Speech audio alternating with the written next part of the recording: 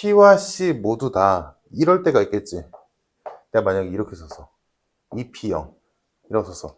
그럼 이거 말로 따지면 뭐야? 두 개 중에 하나도 안 고르는 거지. 그럼 이거는 뭐겠어? 0이 아니라 1이겠지. 안 고르는 것도 하나의 한 가지수니까, 그지? C도 마찬가지겠지?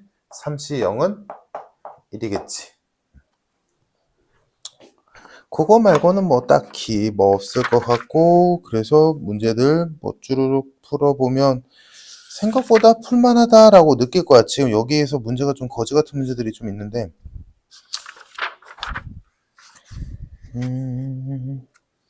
자, 유형별로 좀 볼게. 자, 일단 거기서 식 변형하는 거는 한번 해보면 되고, 내가 생각하기에는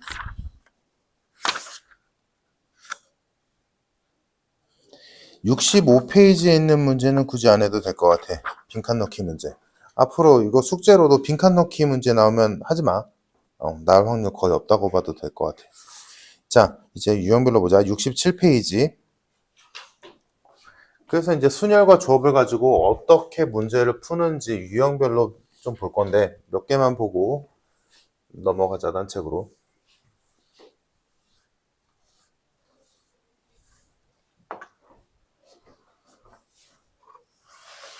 자, 219번 봅시다.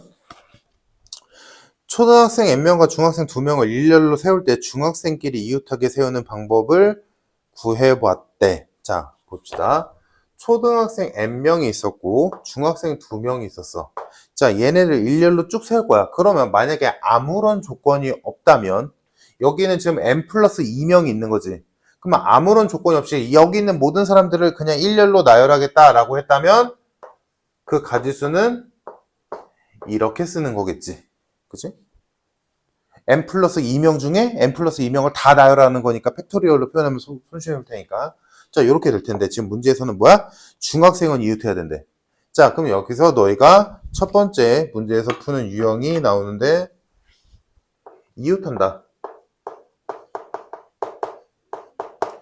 어떤 특정 애들끼리 특정 무언가끼리 이웃해야 되는 상황이다 라고 한다면 이거 어떻게 푸는 거냐면 걔네를 하나로 묶는 거야.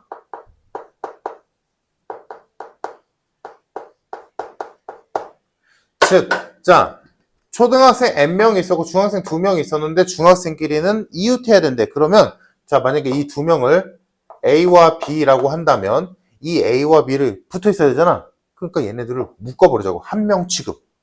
하나로 묶어버려. 그러면 여기에 있는 사람은 원래는 N 플러스 2명이 맞지. 근데 몇 명 취급하는 거야? N 플러스 1명으로 보자는 거야. 한 묶음으로 묶어버린 거야. 둘을 묶었으니까.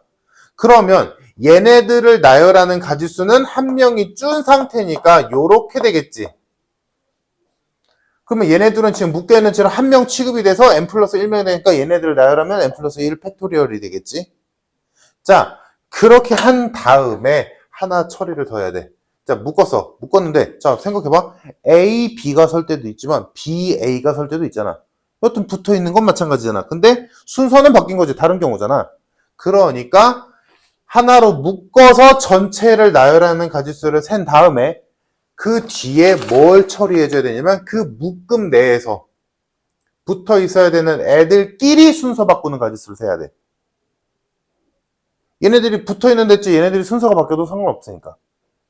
그래서 그 붙어 있어야 되는 애들끼리 나열하는 가지수를 곱해야 돼. 근데 2명을 나열하잖아? 그럼 뭐겠어? 2팩이겠지 뭐. 2명을 나열한다니까. 오케이? 그래서 하나로 묶어서 전체 가지수를 센 다음에 마지막에 그 묶음 내에서 나열하는 가지수를 곱해줘야 돼. 여기까지 와줘야 돼. 그러면 자, 이거는 비슷한 문제로 이런 것도 해보자. 그러면 이따 답은 내보고. 자, 만약에 남자 3명이 있었고 여자 2명이 있었대. 근데 남자 3명은 붙어 있어야 된대. 그리고 여자 2명도 붙어 있어야 된대. 그러니까 남자는 남자끼리 있어야 되고 여자는 여자끼리 있어야 돼. 그러면 남자 3명이 있다고 쳤을 때 얘네를 한 묶음으로 묶어야 되고 여자 2명을 또 한 묶음으로 묶어야겠지. 그럼 원래는 5명이 있지만 실제로는 몇 명 취급해야 돼? 2명. 그러면 2명을 나열하니까 2팩이 되겠지? 그리고 나서 각각의 이 덩어리에서 이 내부에서 얘네들끼리는 위치 바꿔도 되잖아. 그럼 남자애들 3명끼리 나열하는 가지수 3팩, 여자애들끼리 나열하는 가지수 2팩 이렇게 곱해주면 문제 정답이 나오는 거지. 이런 거야. 이게 나열하는 경우에서 누군가 붙어 있어야 된다라는 전제 조건이 붙었을 때 이렇게 풀어. 자, 그러면 이 문제 답을 구하자. 자, 그래서 나열하는 가지수 세봤더니 이렇게 나왔지? 근데 그거의 가지수가 몇 가지 나왔대? 1440까지가 나왔대.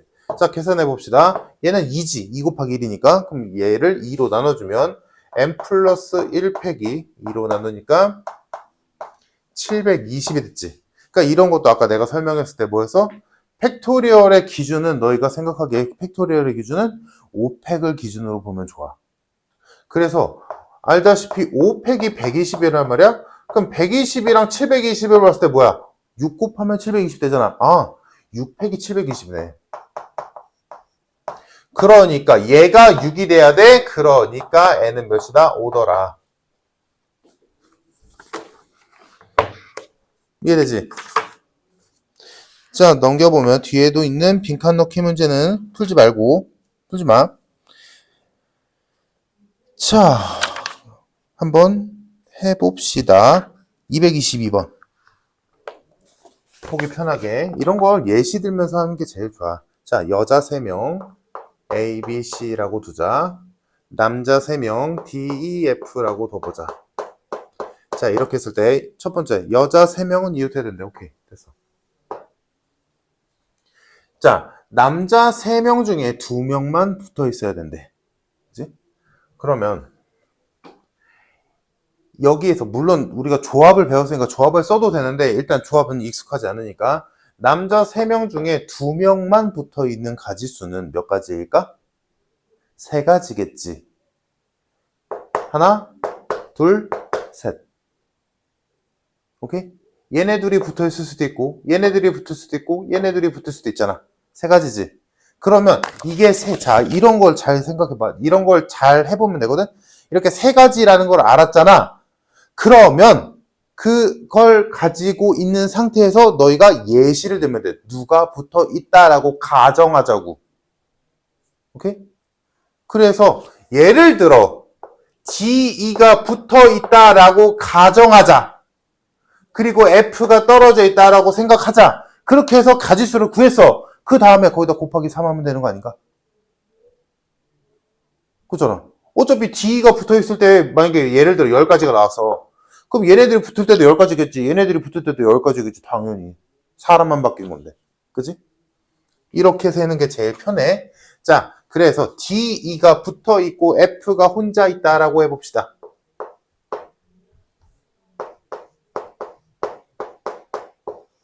자, 이걸 나열해보자. 오케이? 이해됐어? 얘들아? 자, 근데 지금 이 문제가 좀 어렵네. 못 풀만하네. 지금 얘는 여섯 명을, 이렇게 6명을 그냥 나열한다라고 하는데, 야, 나열한다라고 한다면 이거의 답은 이렇게 되겠지.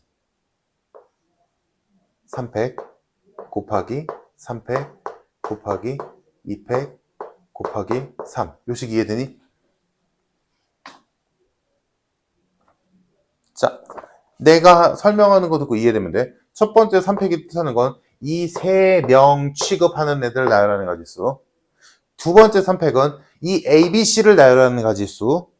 다음 뒤에 있는 2팩은 D2를 나열하는 가지수. 그리고 곱하기 3은 아까 말했던 남자들을 2명, 1명으로 쪼개는 가지수. 요거지. 됐니? 자, 만약에 이 문제가 그냥 이 6명을 나열한다라고 였으면 이게 답일 거야. 근데 이 문제는 제대로 읽으면 좀 다르지. 뭐래? 7개의 좌석에 앉힐 거래. 그지? 7개의 좌석에 앉힐 거래. 그럼 이거 어떻게 처리해야 될까? 진짜 이렇게 7개 좌석 한 다음에 여기다가 뭐 A, B, C, 뭐 여기 D, E 뭐 이렇게 할 거야? 그럼 우리가 순열과 조합을 배우는 의미가 없지. 그지? 어떻게 할까? 이거. 자리는 7개인데 사람은 6명이야. 이런 거 어떻게 처리해야 될까? 어떻게 구하는 게 가장 현명하게 풀 수 있는 방법이 될까?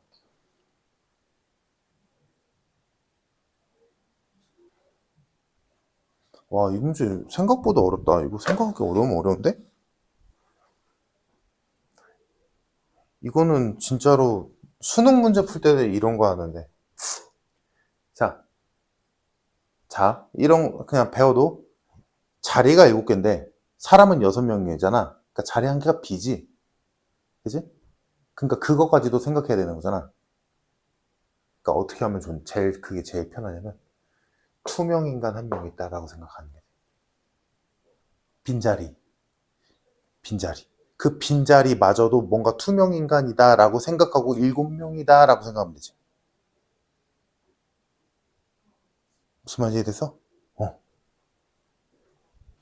그러면 이제 나열 한번 해보자. 지금 내가 방금 지은 식은 이해되지, 얘들아? 사실 내신에서는 이 정도만 해도 돼. 애지간하면 이 정도에서 끝날 거야. 그리고 이번 시험에서 지금 이 단원이 들어갔다는 건 여기에다가 막 너 학교 지금 진도 어디 나가? 순열과 조합. 순열했어? 어디 나가?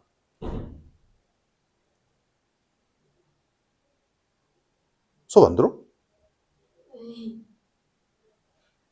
뭐? 까먹을 수가 있나?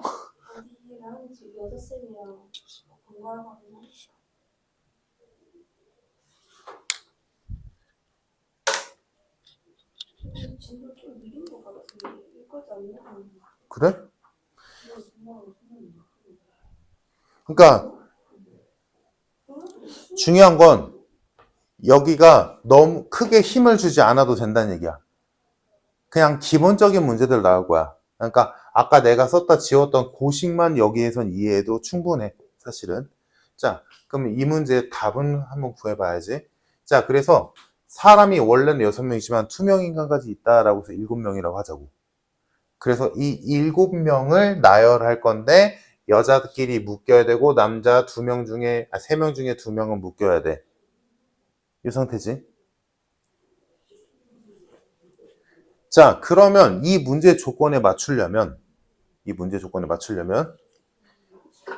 이 F라는 애는 이 D와 E랑 붙어 있으면 안 되는 거지. 그지? 지금 내가 묶긴 했지만 묶었다고 해서 여기 D, E가 또 여기 오고 여기 F 이렇게 앉으면 안 되는 거잖아. 아, 이렇게 하면 너무 어렵나? 잠깐만.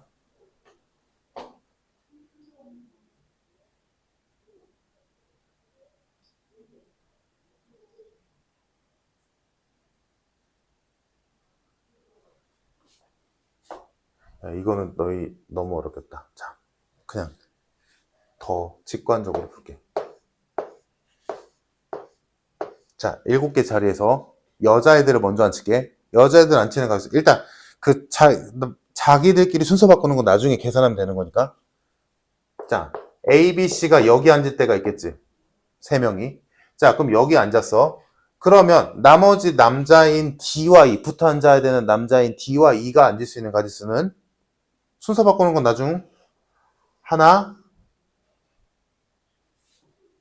둘, 이거밖에 없지. D와 E가 여기 앉을 순 없지. 그럼 F가 앉을 데가 없잖아. 이해됐어? 그래서 A, B, C가 순서대로 여기에 앉을 때 3가지 경우가 나오지. 2가지 경우가 나오지. 됐니? 다음. 였을까? 이번에는 A, B, C가 한 칸 땡겨 앉았어. 그러면 남은 자리가 하나, 둘, 셋. 이렇게 남지. 자, 그러면 이때 다음인 D와 E가 앉을 수 있는 가지수는 여전히 2가지지. 왜? F가 여기 앉을 수밖에 없으니까. 여기 이때도 두 가지. 자, A, B, C가 한 칸 더 땡겨 앉았어. 자, 그러면 이때 D와 E가 앉을 수 있는 가지수는 두 가지고, 근데 F도 이제 선택권이 생기지. D와 E가 여기 앉았어. 그럼 F는 여기 앉아도 되고 여기 앉아도 되지. 그러니까 총 몇 가지야? 네 가지지. D가 여기 앉았을 때 F가 두 가지, D가 여기 앉아도 F가 두 가지니까 총 네 가지. 이해됐어? 자, 다음 A, B, C가 이렇게 앉았어. 그럼 뭐랑 같겠어? 얘랑 같겠지. 남은 자리가 세 칸, 한 칸인 경우니까. 마지막도 얘랑 같겠지? 그래서 일단 A 남자애들과 여자애들의 문제 조건에 맞춰서 안 치는 가지수가 총 몇 가지야? 12가지. 더 해야지. 12가지인 거 이해되니? 그러면 그 12가지에다가 이제 뭐 하면 돼? 우리가 아까 했던 얘네들끼리 위치 바꾸고 얘네들끼리 위치 바꾸는 가지수를 곱하면 되겠지. 그러면 최종 정답은 12에 3팩을 곱하고 2팩도 곱해주면 되겠지. 됐니? 그럼 몇이야? 144 나오나? 근데 모자란다? 잠깐만.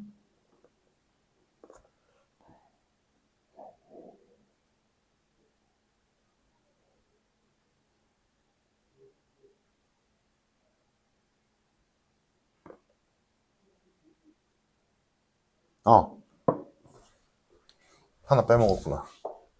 여기까지 144 나왔지? 빼먹은 거 뭔지 보여? 얘들아? 지금 여기서 틀린 건 없어. 근데 계산 안 한 게 하나 있어. 남자애들끼리 묶는 가지 있어. 남자애들. 그러니까 우리는 지금 이게 생긴 게 뭐야? DE가 붙어 앉았을 때잖아. DF도 있고, EF도 있잖아. 세 개 마지막에 곱해야지. 그거 깜빡했네. 그래서 정답 432개. 이건 좀 어렵다. 이거는 어려웠고, 좀 기본적인 문제가 있으면 좋은데,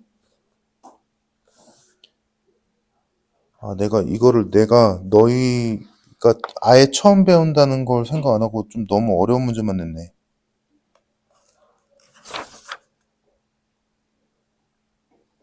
내가 나중에 조금 더 풀만한 문제로 줄게, 얘들아.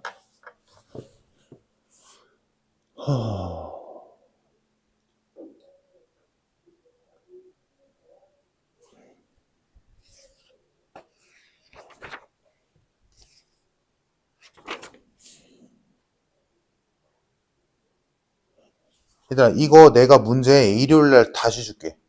여기 문제 내가 봤을 때 지금 처음 배우는 사람이 풀만한 문제가 아니다.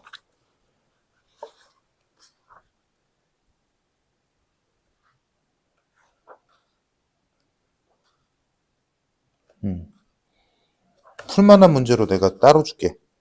이거는 지금 풀면 안 돼. 이거는 시험 대비할 때 푼다라고 생각하고 일단 냅둬. 알겠지? 그래서 일단 내용만 파악하고 숙제만 내가 일요일날 줄게. 이거는 일단 보류. 하지 마. 알겠지? 내가 너무 어려운 걸 넣었다. 자, 이거 좀 보자, 얘들아.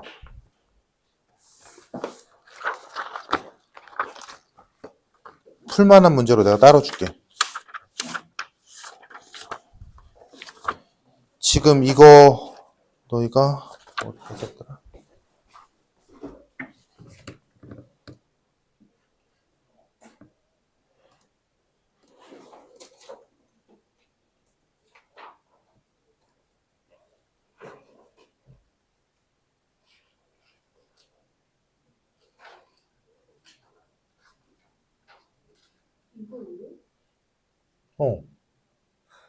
왜?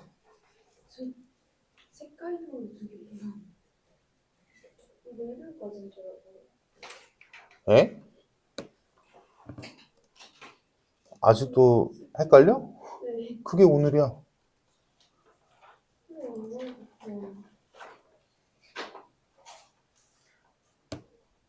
73페이지까지였지?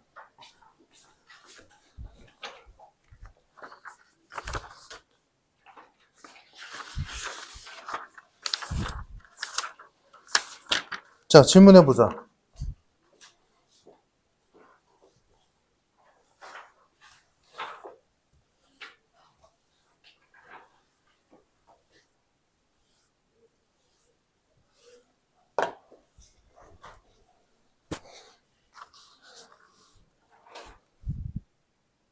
질문? 46페이지 12번. 46페이지 12번? 여기서 어떤 게? fx는 세웠을 거고.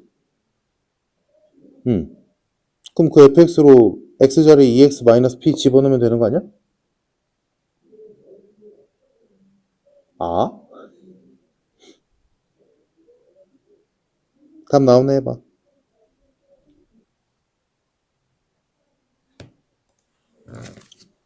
나와? 지금 나와야지.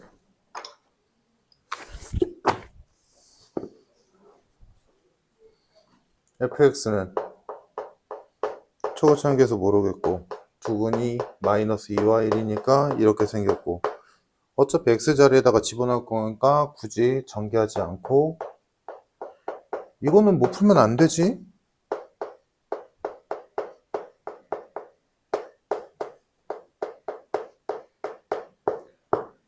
이거지. 근데 얘의 두 실근의 합이 5가 돼야 된대. 그러면 이거를 굳이 뭐 근각계수의 관계를 쓸 이유가 없지. 뭐야? 진짜로 근을 구하면 되잖아. 얘가 0되는 S값. 그게 근이잖아. 그럼 여기서 근은 뭐야?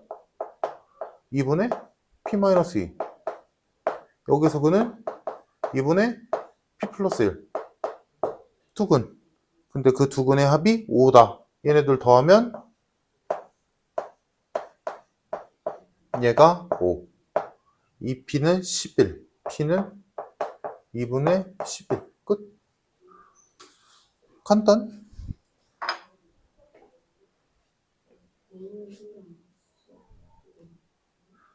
A가 1이건 10이건 100이건 1000이건 두 근에 관련이 있나? 없어.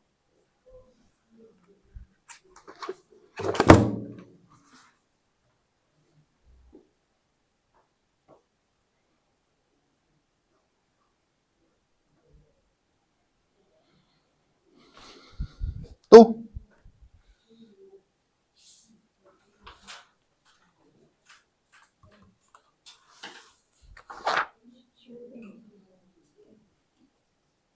(17번)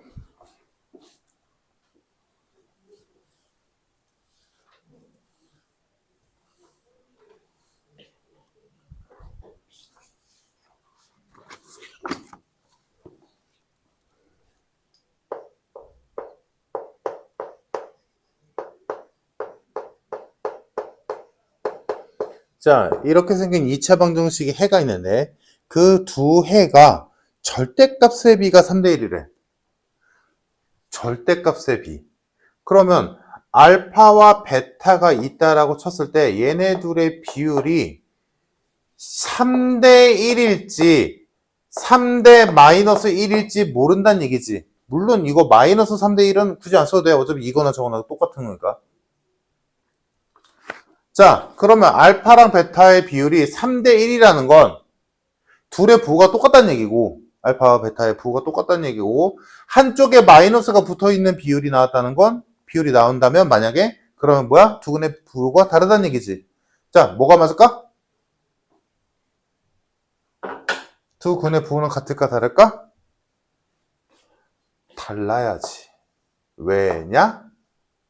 두 근의 곱이 음수거든. 두 근의 곱이 음수이므로 두 근의 부호는 당연히 달라야지. 그러니까 지금 거기서 절대값의 비가 3대 1이라고 돼 있지만 실제 비율, 절대값을 안 붙였을 때의 비율은 몇 대면? 3대 마이너스 1 개념인 거지. 그러면 자, 어떤 두 수가 있는데 걔네가 3대 마이너스 1의 비율이래. 그러면 그때 그 두 수는 실제로 뭐라고 두는 게 좋아? 만약에 A 대 B가 3대 1에 그러면 A는 실제로 몇인 거야? 3K, B는 2K라고 두는 거잖아. 그지? 그런 의미에서 여기서 알파와 베타는 3대 마이너스 1의 비율이라면 알파는 예를 들어 3K라고 뒀다면 베타는 마이너스 K라고 둬야지. 당연히 이렇게 둬도 아무런 지장 없지. 왜 K가 양수냐 음수냐는 그때그때 달라지면 되는 거니까. 그치? 그래서 아무거나 하면 돼. 됐네? 두 근이 3K랑 마이너스 K야. 근데 우리 뭘 알고 있어? 그 둘을 곱하면 마이너스 10이다 라는 걸 알고 있잖아. 얘네들을 곱하면 마이너스 3K제곱이 나오고 걔가 마이너스 12이므로 K제곱은 4, K는 풀마이.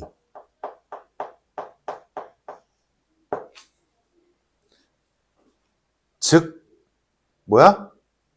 알파가 6이라면 베타는 마이너스 2인 거고 알파가 마이너스 6이라면 베타가 2라는 거지. 근데 지금 뭐 구하래? 모든 실수 m값의 곱을 구하래. 그러면 m값 관련 있는 거면 두 근의 합이지? 그럼 얘네 둘의 합은 4지? 그게 뭐랑 같아야 돼? 마이너스 m 플러스 6이랑 같아야 되지? 그러므로 m은 이때 2가 나오고 다음 이때는 두 근의 합은 마이너스 4인데 그게 마이너스 m 플러스 6과 같아야 되지? 이때 m값은 10이 되겠다. 그러므로 m값의 곱은 20. 이해됨? 근각계수의 관계 가지고 푸는 문제 중에서 이거 절대값 가지고 하는 거 좀 알아둬야 돼. 물론 애지간하면 절대값을 써서 비율을 줬다는 건 애지간하면 두 근의 부호는 다르다고 줄 거야. 왜냐면 둘이 같은 문제가 너무 쉽거든. 그래서 다르다라고 되어 있을 때 다르다라고 찾았다면 그 둘의 비율을 중에서 한쪽에 마이너스를 붙여주고 그 상태에서 얘네 둘의 공통인 K를 곱해서 두 근을 형상화시키는 문제지.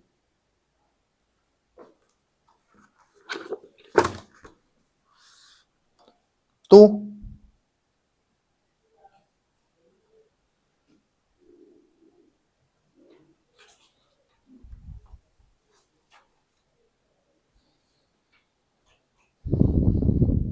그래서 아예 못 푼 거야 그러면? 호호. 소연이는 끝까지 다 했어? 응. 어디까지 풀었어? 25페이지까지 응. 그래서 65까지 풀었어?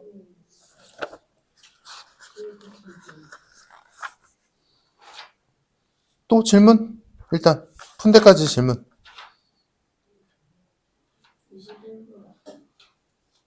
21번 답은 나왔어? 답도 안 나왔어? 이거 오메가 문제인데?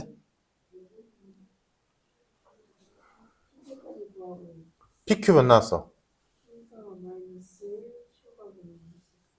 에헤이.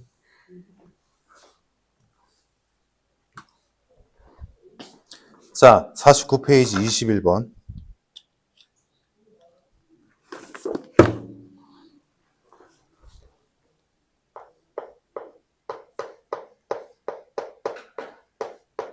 자, 얘 두 근이 알파 베타래. 쓰겠지.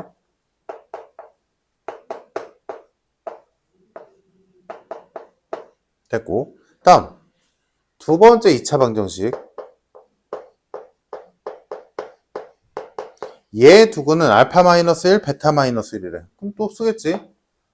알파 마이너스 1과 베타 마이너스 1을 더하면 마이너스 Q고 얘네 둘을 곱했으니까 알파 베타 마이너스의 알파 플러스 베타 플러스 1은 P다. 괜찮지? 자 그러면 이 식들을 버무려야겠지. 그래서 이 식에서 나온 관계식을 얘한테 넣어보자. 넣어보면 자 얘는 지금 알파 플러스 베타 마이너스 2잖아. 그럼 알파 플러스 베타 대신에 p 집어넣으면 p 마이너스 2는 마이너스 q다 라는 식이 하나 나오고 그럼 여기다가 얘랑 얘한테 얘네들 넣어보면 q 마이너스 p 플러스 1은 p다 라는 식이 나오지. 그래서 요거 두 개 연립하면 pq 값이 나오겠다. 연립해보면 p와 q는 모두 1이다.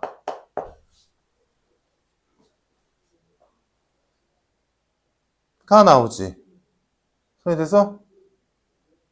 자, 그래서 p와 q가 1이니까 요 2차 방정식이 완성이 되지. x제곱 마이너스 x 플러스 1은 0. 이렇게 나오고 얘의 두근이 알파와 베타다. 지금 몇 다는 거야? 왜? 얘의 근이 더 이쁘니까. 몇 다 나와도 되겠지. 네. 쉬운 거야 되는 거지. 자, 문제가 이렇게 된 거지. x제곱 마이너스 x 플러스 1은 0의 두근이 알파와 베타다. 자, 근데 이거 어디서 많이 봤지? 오메가에서 봤지. 그래서 얘한테 x 플러스 1을 곱해야겠다라는 생각이 들어야 되고 곱해본다면 x 세제곱 플러스 1은 0이니까 얘의 허근 알파와 베타인 거지. 즉 우리가 배운 걸로 따지면 오메가와 오메가 바가 되는 거지.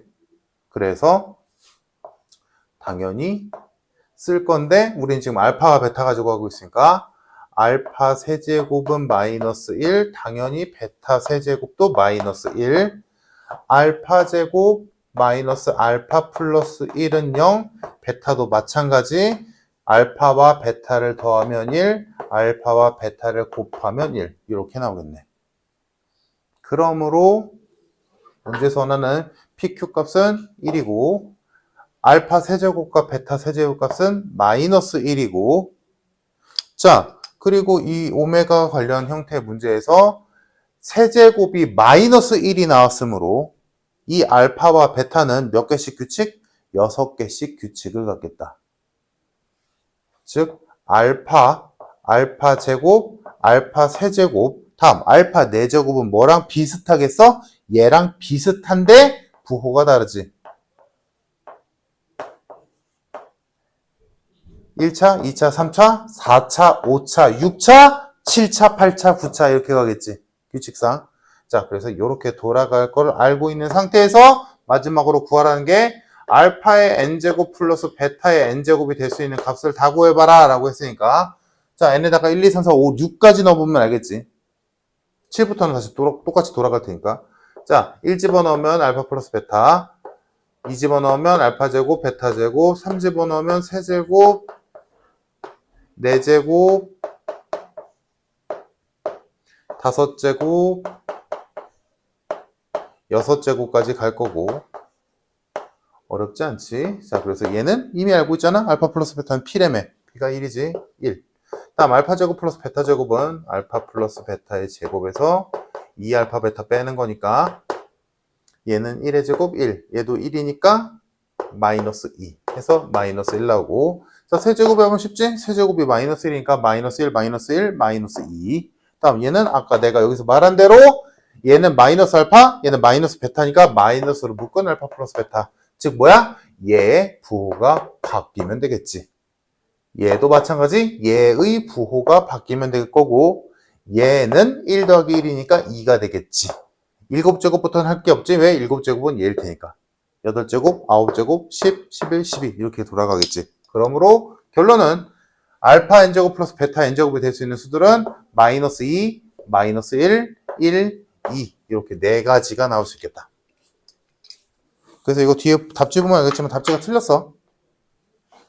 PQ 1이어야 되고 알파 세제곱과 베타 세제곱 마이너스 1이고 알파 n제곱 플러스 베타 n제곱이 될 수 있는 수는 순서대로 썼을 때 마이너스 2, 마이너스 1, 1, 2 이렇게 4가지가 나오겠다.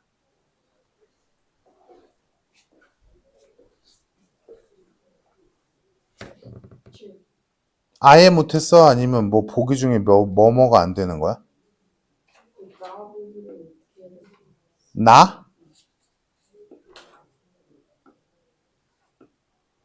말 그대로 접한다를 써야지. 지금 17번에서 2차 함수 fx가 있는데 얘는 최고차의 개수가 1이고 그래서 가 해석할 수 있어? 이제 이쯤 됐으면 할 수 있어야 되는데 가 해석 가능?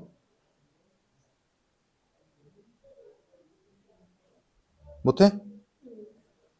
그래서 만약에 2차 함수가 있었는데 F1이랑 F5가 같대. 2차 함수인데 그럼 이거 해석은 뭐라고 해? 이걸로 알 수 있는 게 뭐야? 응? 이게 왜 근이야? 내가 이거 0이라고 했어? 근데 얘가 왜 근이야? 이거 했어. 그래서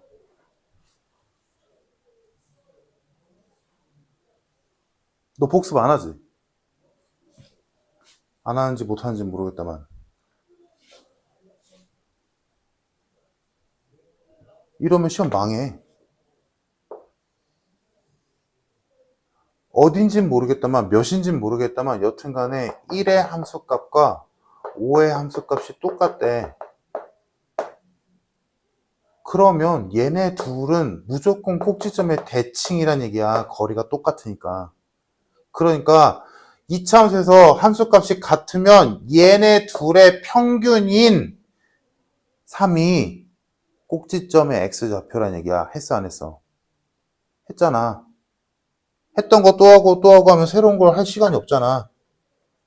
이거 알아? 됐어? 그래서 그러면 거기 문제에서 가 이제 해석돼? 가 해석하면 뭐야? 가에서 알 수 있는 게 뭐야 그러면? 그러니까 꼭지점이 몇이냐?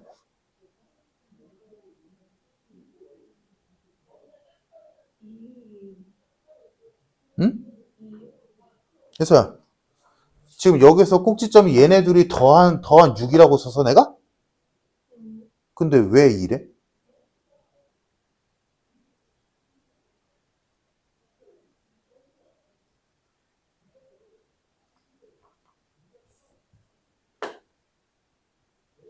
이거 이해됐어?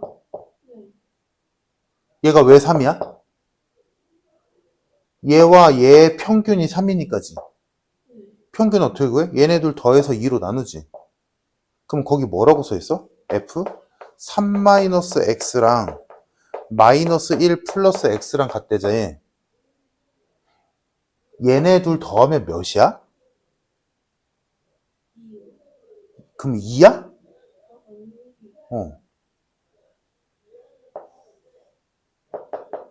이 얘기야.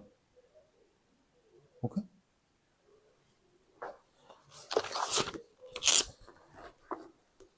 자, 그래서 17번에서 가를 해석하면 꼭지점의 x좌표가 1인 걸 알고 있고 문제에서 최고차의 개수가 1이라고 줬으니까 fx는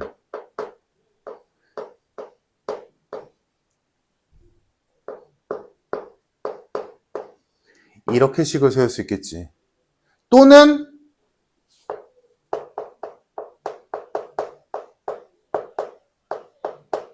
이렇게 세워도 되겠지. 물론 여기는 A와 여기는 A는 다른 A야. 근데 상수항이 깔끔한 게 좋으니까 개인적으로는 요게 더 좋은 표현이지. 지금으로선. 그러면 이 A 값만 구하면 2차 함수 fx의 식이 완성되잖아. 그걸 나로 구하는 거지. 얘랑 y는 마이너스 2x 마이너스 1이랑 접한다. A 값 구해봐. 나왔어? A 값 구해보자 얘들아. 얘네들이 접한대. 몇 나왔어? 마이너스 1. 에? 이거 내가 할 줄 몰라?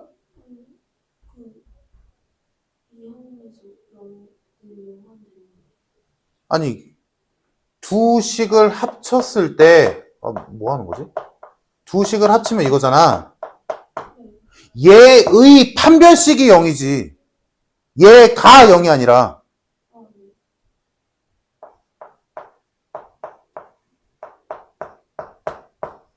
얘 판별식이 0인데 애초에 1창이 사라졌으므로 1창이 없어졌을 때 얘가 완전 제곱식, 즉 판별식이 0이 되려면 뭐야? 상수항도 사라져야지. 그냥 판별식 할 것도 없지. 물론 판별식 해도 나오겠지만. 그래서 a가 마이너스 1이 돼서 fx가 완성이 됐다.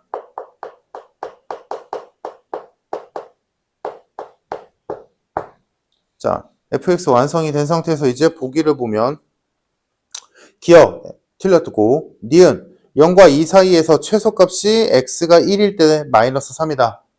자, 그럼 얘는 x가 1일 때 최소값이니까 1 넣어보면 f1은 마이너스 2지. 그래서 니은도 틀렸고. 그 다음 3번 디귿 마이너스 2와 0 사이에서 x가 마이너스 2일 때 최대값 7이다. 지금 마이너스 2부터 0까지 범위에서 얘는 꼭지점이 1인데 범위가 마이너스 2부터 0까지니까 물론 이거 그림 안 그려도 되지. 지금 최대값이니까 x가 마이너스 2일 때 최대네. f 마이너스 2를 계산해보면 7 맞네. 디귿 맞는 말. 리을 f 2x-1은 0의 두근의 합은 2다. 그러면 fx가 얘니까 f 2x-1을 만들면 되지.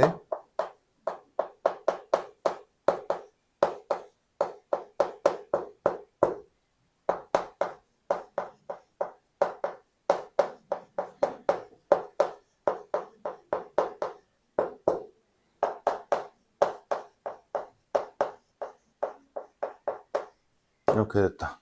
그러면 두근의 합은 마이너스 a분의 b니까 2가 맞네. 정답 디귿 리을.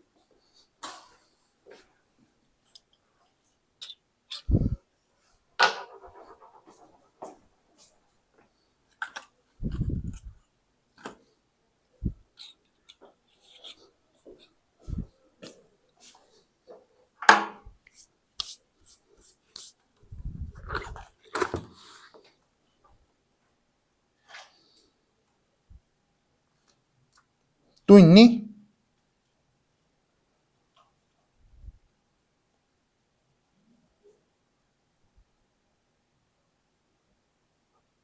그래서 지금 이거 이해돼? 이 문제? 응. 선아 더 있어? 없어?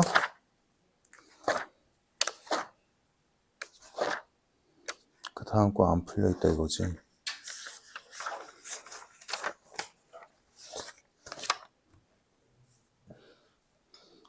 68페이지부터 아예 안 풀려있어? 한 문제도? 나랑 수업 시간에도 안 했나?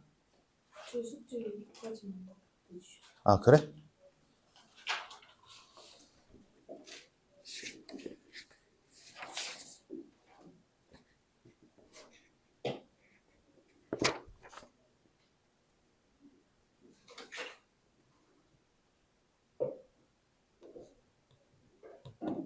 자 그럼 방금 한 거보다 쉬운 문제를 하나 연습 더 해보자. 70페이지 10번.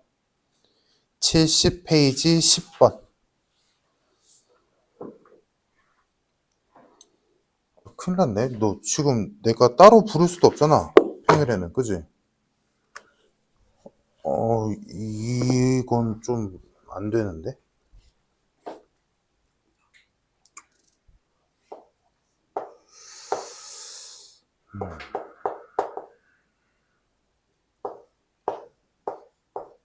이 식을 보고 유리화를 떠올리는 건 말도 안 되는 짓이야. 사실.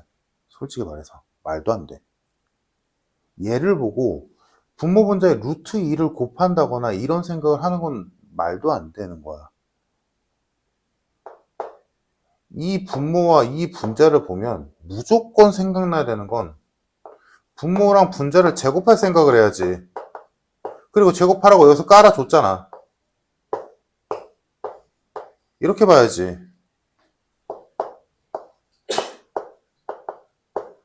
그러면 이렇게 되기 때문에 식이 간단해져.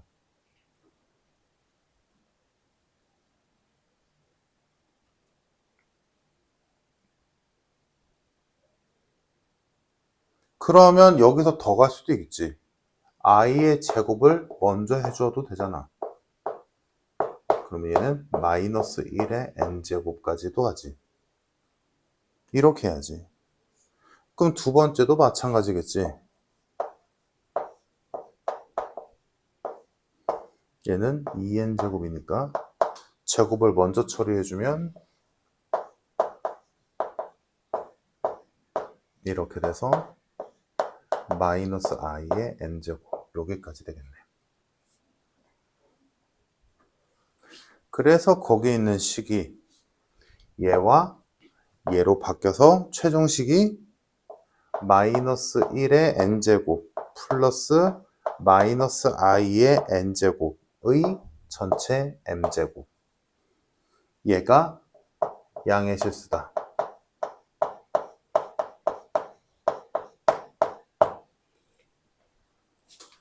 문제가 이렇게 바뀌지.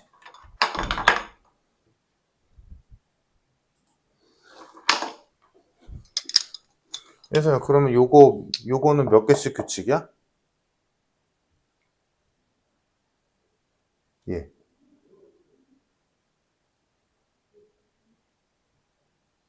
두 개. 얘는?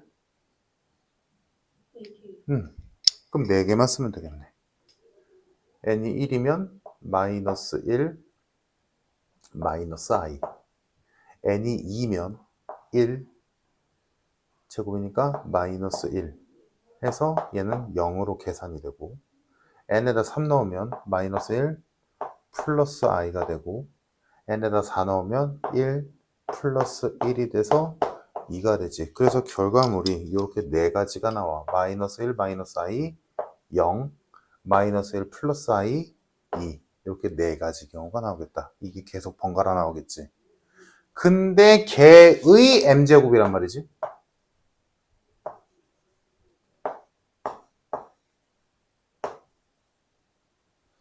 그게 양의 실수가 돼야 돼. 그러면 여기서 이 4가지 경우 중에 일단 누구는 무조건 돼? 몇 번째 거? 지금 양의 실수가 나와야 돼. 이렇게 4가지 경우가 나올 수 있어. 계속 번갈아 나올 거야. 그러면 몇 번째 게 일단 확실히 돼? 문제 조건에 맞는 게? 4번째. 그러면 일단 이 4번째 거를 보자. 4번째 경우가 나왔다는 건 n이 4의 배수고 m은 아무거나 와도 된다는 얘기지. 맞나? n만 4의 배수면 되잖아. 그러면 지금 문제에서 n과 m은 40 이하의 자연수를 했으니까, 자, 요 경우에서 n이 4의 배수인데 40 이하니까 10가지가 나오고, m은 아무거나 다 되니까 40까지 다 되지. 그러니까 여기서 나올 수 있는 m과 n의 가지수는 총 몇 개? 400개. 됐나? 자, 그럼 이게 400이 정답인가? 아니지. 얘는 절대 안 되고, 얘는 탈락. 얘는 이미 샜고, 얘랑 얘도 그 모양의 특이성 때문에 제곱 한번 해볼 만하잖아. 자, 제곱 한번 해보자. 얘 제곱해보면 마이너스 1 마이너스 i의 제곱은 실수분 없지? 보이나? 뭐만 남어? 2i만 남지. 순호수네. 얘를 제곱했더니 순호수가 나왔어. 그러면 순호수의 특징은 뭐야? 순호수를 제곱하면 음수가 나오지. 음의 실수.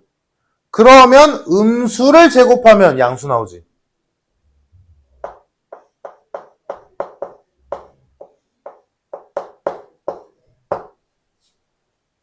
이렇게 되겠지. 이해됐나? 그러면 자, 첫 번째 경우, 이 경우일 때 n값, 첫 번째 경우가 나오려면 n값이 1, 5, 9 이렇게 돼야 되는 거잖아. 그러니까 결국엔 어차피 1부터 n이 1부터 40까지니까 얘도 10개, 10개, 10개, 10개씩이겠지. n 말하는 거야, n. 그러니까 일단 요 경우일 때 n은 10개가 있을 거고, m은 어떤 수여야 돼? 얘를 제곱하니까 순호수가 나와서 4제곱하니까 음의 실수 나와서 8제곱하니까 양의 실수 나왔지. 그러면 또 이 짓을 또 하겠지. 2개씩 건너가면서. 그러면 그 다음은 16제곱일 때 나타나겠지. 8, 10 이렇게 갈 테니까. 그러니까 m은 40보다 작은 8의 배수의 개수 몇 개? 4개. 아, 5개. 그래서 몇 개? 50개. 그러면 당연히 얘도 해볼 만하지? 얘도 제곱해보면 거의 유사하게 나오지? 얘가 마이너스 2i니까 4제곱하면 마이너스 4 나올 거고 8제곱하면 16 나오겠지? 그럼 얘도 똑같겠네. 동일 50개. 그래서 최종적으로 500개.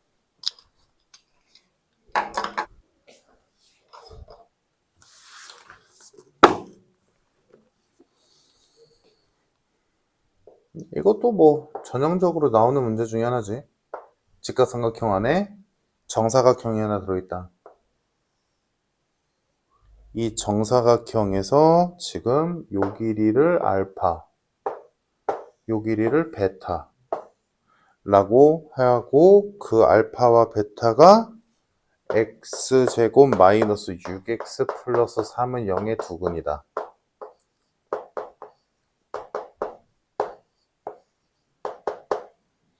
자, 이때 이 정사각형의 넓이와 둘레를 두근으로 하는 2차 방정식을 세우시오. 라는 거지. 그러면 요 그림을 보고 비례식이 당연히 떠올라야 되고, 이 정사각형의 넓이와 둘레는 당연히 한 변의 길이와 관련이 있을 테니까, 여기를 뭐 K라고 둔다면, 여기도 K겠지? 그럼 여기서 K랑 알파, 베타 간의 관계식을 찾아야 되고 당연히 뭘 써야 돼? 닮음을 써야겠지. 그래서 전체 삼각형과 얘를 쓰건 편할 대로 뭐 얘를 써본다라고 친다면 커다란 삼각형의 비율은 알파 대 베타고 요 삼각형에서 알파에 해당되는 건 K고 베타에 해당되는 건 베타 마이너스 K지. 높이분의 밑변 계산해보면 베타 K는 알파 베타 마이너스 알파 K 이항해주면 알파 플러스 베타의 K는 알파 베타다. 근데 알고 있지. 집어넣어주면 K가 2분의 1이다.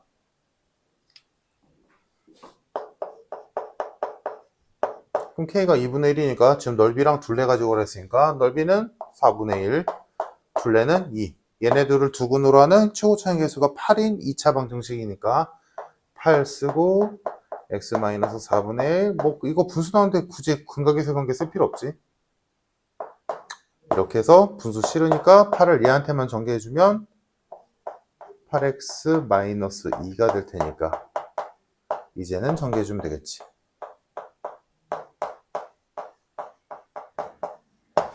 끝.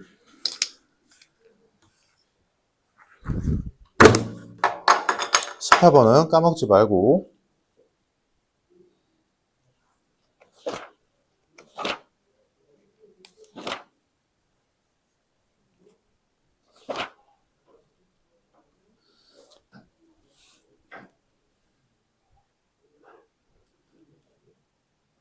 자, 쭉 넘어가서 80페이지 나머지는 뭐 쉬워.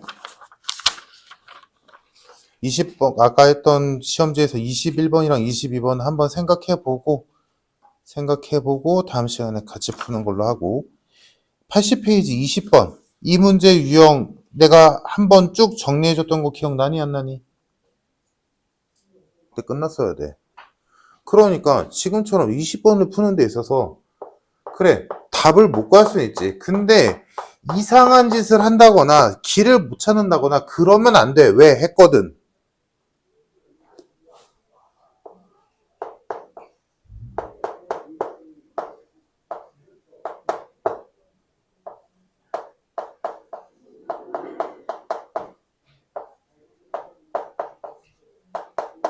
이 관계식을 가지고 문제를 풀어야 되는데 자 여기서 우리가 구해야 될 fx가 있는데 걔한테 알파 제곱을 넣었더니 마이너스 3알파가 나왔고 베타 제곱을 넣었더니 마이너스 3베타가 나왔대.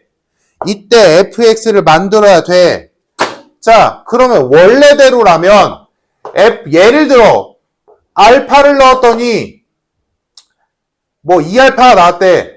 베타를 넣었더니 2베타가 나왔대. 그러면 fx 뭐라고 세우면 돼? x-알파, x-베타를 두근으로 갖는 느낌을 준 다음에 알파를 넣었을 때 얘가 나오고 베타를 넣었을 때 얘가 나와야 되니까 뒤에다가 모양만 만들어주면 되는 거 아닌가?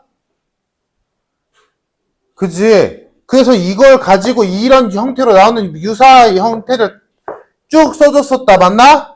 그거에서 이렇게 차수가 2차면 이걸 그대로 써먹으면 치환하기가 빡세니까 얘를 관계식에 의해서 차수를 낮추라고 했었어. 그래서 얘가 알파 제곱 대신에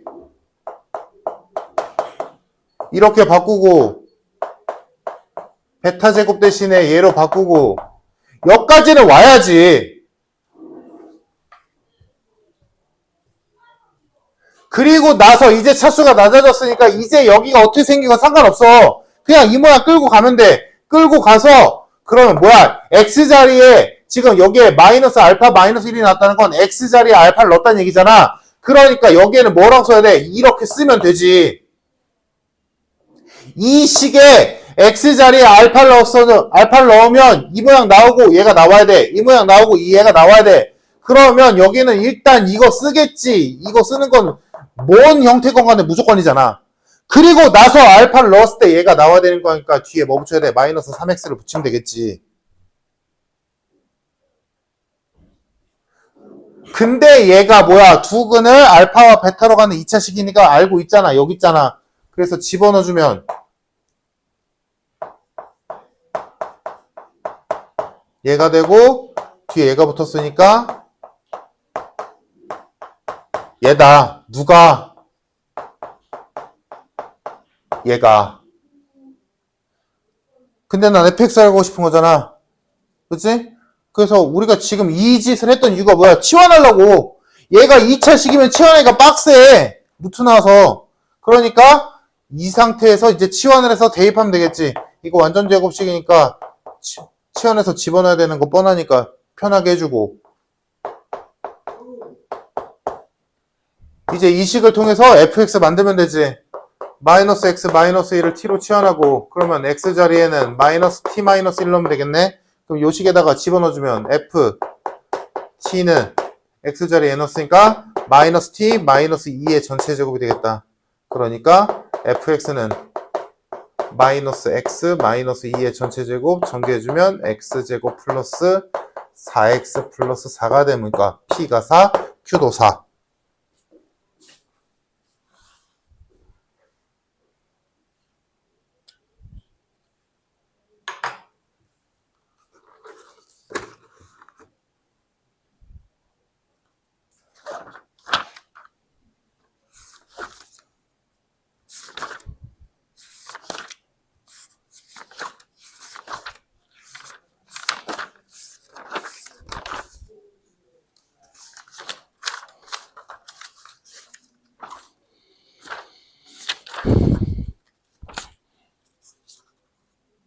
다음 시간까지 얘들아 이제는 좀 많이 풀어야 돼. 이제 진짜 본격적으로 한 달 남았잖아. 한 달도 안 남았지. 정확히 말하자면. 그래서 열심히 풀어야 돼. 특히나 기출문제는 98페이지까지 풀어. 4개?